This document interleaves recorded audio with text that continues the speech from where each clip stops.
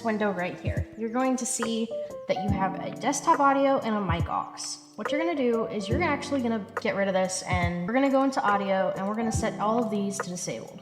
This just stops you from having multiple audio tracks and multiple stuff that you don't wanna deal with. So when you press OK, everything's gonna disappear. These scenes over here are gonna be whatever you decide. You can add a scene, so we'll add a scene called gameplay. This is if you're gonna record a video game. My usual thing to record video games is to add an application audio beta, and I just cancel out of that. I add a input capture, which is usually my boom mic, and I set that to whatever my boom mic is. For me, I've got a Shure V7. I go and I add a game capture.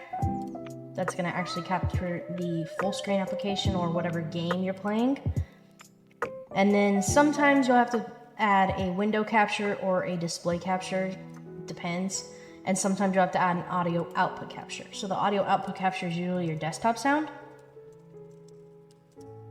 Now, if you want to separate out your desktop sound and your Discord sound, that's a little bit more difficult. That's why I prefer doing audio capture beta.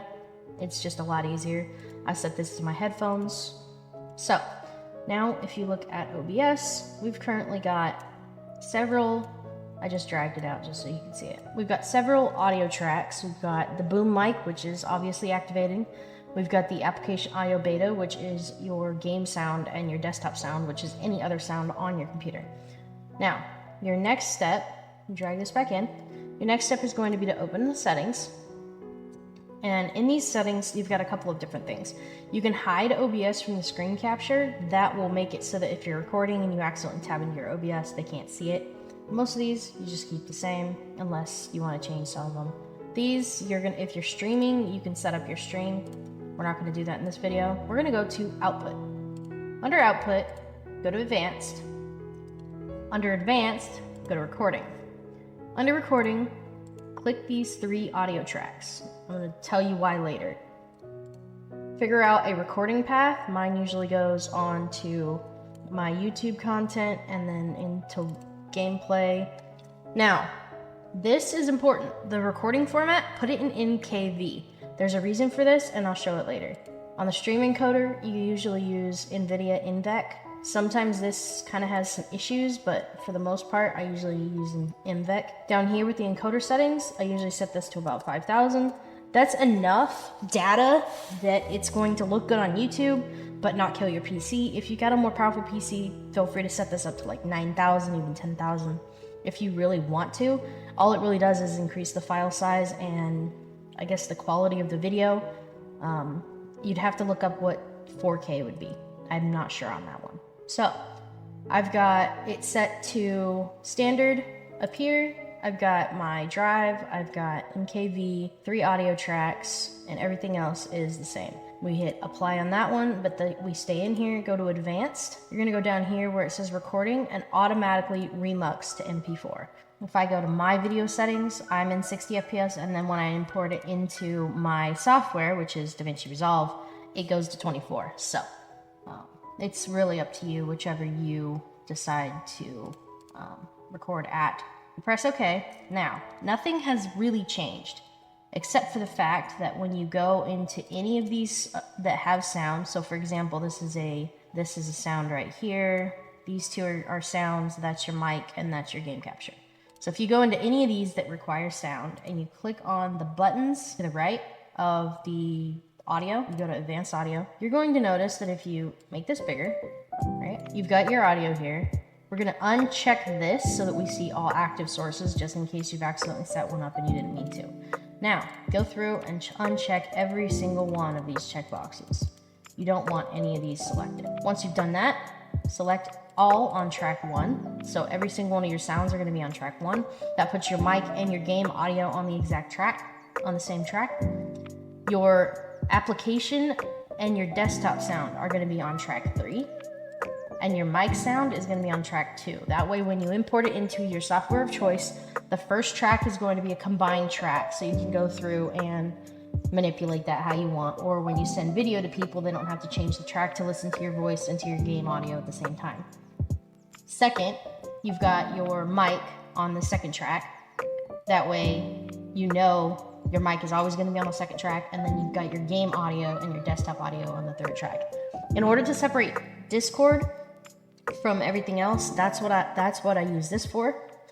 My desktop sound goes through Discord, so if I'm recording with my friends, it goes through Discord. If I am recording with without Discord, it goes to this.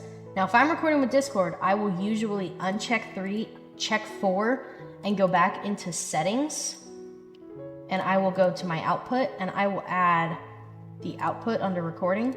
I'll add a track 4. If I'm recording Discord, that is. If I want to have the desktop sound.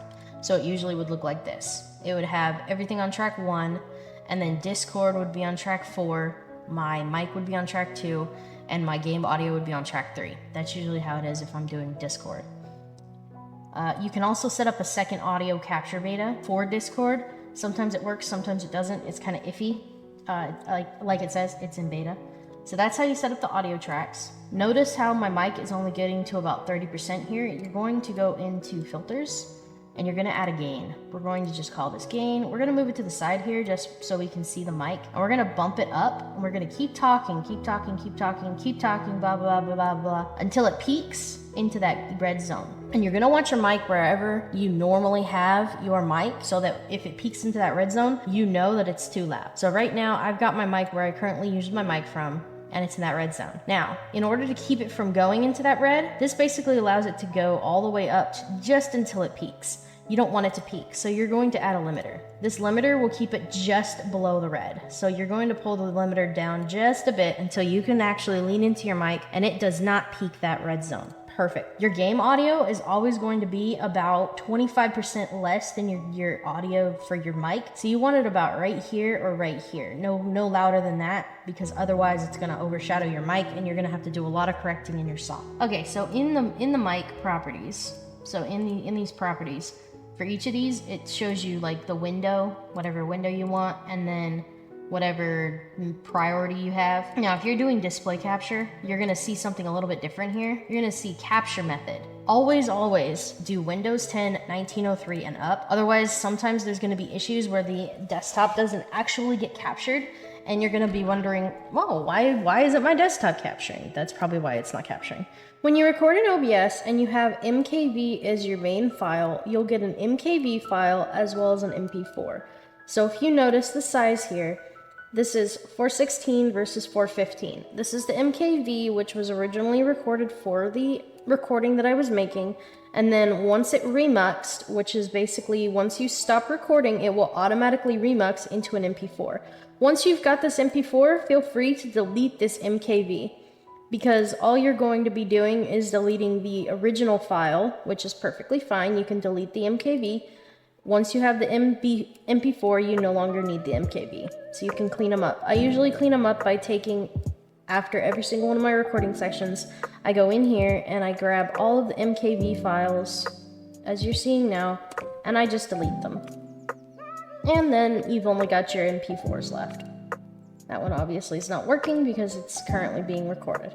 So, that's basically how you do that. So, hopefully this video has been a little bit helpful. This is a new channel. I'm not really asking for subscribers or anything. This was mostly just done for a friend of mine, but if you'd like to subscribe, I'll be doing different tutorials just randomly to help people out. So, yeah, thanks for watching.